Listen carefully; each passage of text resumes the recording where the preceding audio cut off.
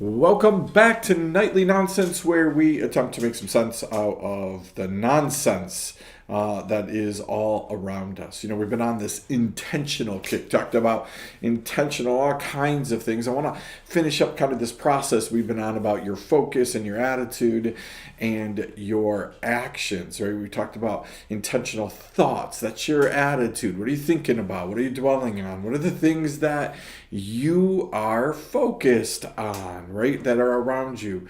I appreciate all the time people who are taking fasts from things because they realize that their attitude and actions and words are being affected by what they're focused on. Find this all the time in politics specifically. You can get so caught up in listening to it all, getting frustrated with it all, getting angry with it all, and actually putting all of your hopes into politics that you can start having some pretty bad actions to this whole thing. So I want to take this whole idea, though, of intentional actions. That as we control our words, as we control our thinking, our actions come from those. Not that words aren't necessarily an action, they can be, right? But what are the things that you're doing, right?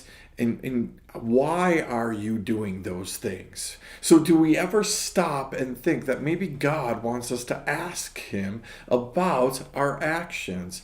Do we always need to act in the moment? It's funny, you sit in a ministry moment and you got a bunch of people who are asking, does anybody want to help with this? And everybody kind of looks around, and inevitably somebody's going to raise their hand, or a whole bunch of people are going to raise their hand because they feel like, oh, this has to be done. Nobody else is volunteering. I'm going to do it.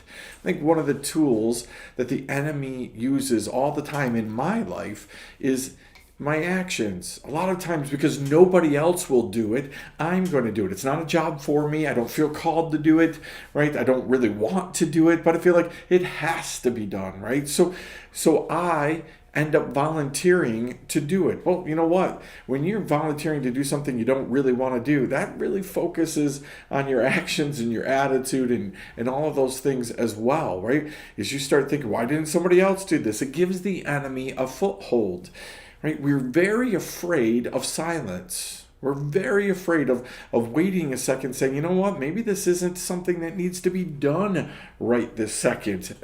Especially when people directly ask us, the people who they come to us and they say, hey, can you do this for me? All of a sudden there's this pressure. We don't want to let them down. We don't want to have any kind of effect on our relationship. They've done other things for us. We just feel like the answer has to be yes. But what happens when the answer for our actions should be no? No, I can't do that. No, I shouldn't do that. No, it's not the right time to do that. I think that's a place where, for me, being a people pleaser, I think that's a place where the enemy gets a foothold all the time. I'm not always intentional with my actions. Sometimes I'm unintentional. I'm just reactionary in nature. Somebody asks me to do something. I think it needs to be done. It's a good thing. And so I just do it. I can remember lots of time visiting with somebody and feeling uncomfortable the whole time. And then thinking at the end of it, I wish I would have taken this person with me. I wish I would have given it to this person to do. I wish I would have sent this person to do it. And so sometimes we need to stop and we need to think, right? God could give us a focus on something. God could give us the right attitude. We need to help people. We need to do this.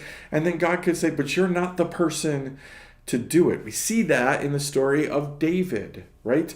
David wants to build a temple. He's focused on it. He's got stuff set aside for it. He's been working towards this for a very long time, right? I need to create a place for God to dwell in, right? And so he got the first two things right. His focus is good, and his attitude is great. I want to build this for the Lord. I'm super excited about it.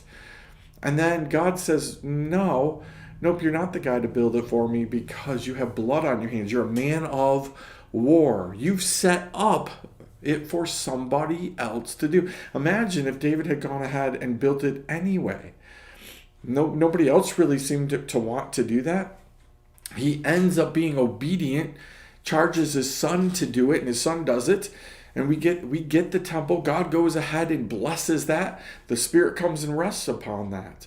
But do you think that the Spirit would have rested upon a temple that was built by a man who defied what God said?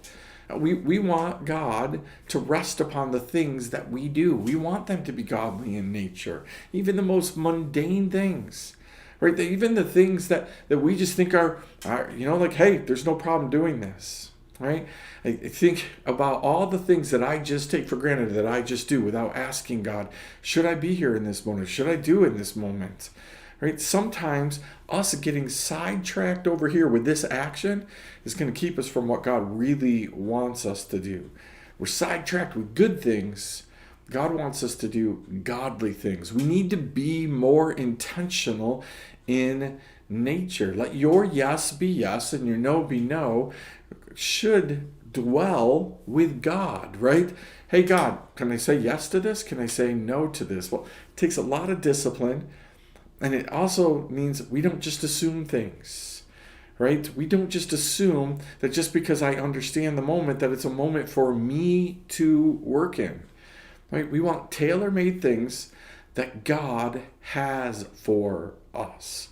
So I'm going to leave it right there. I'm going to challenge you to be intentional about your actions.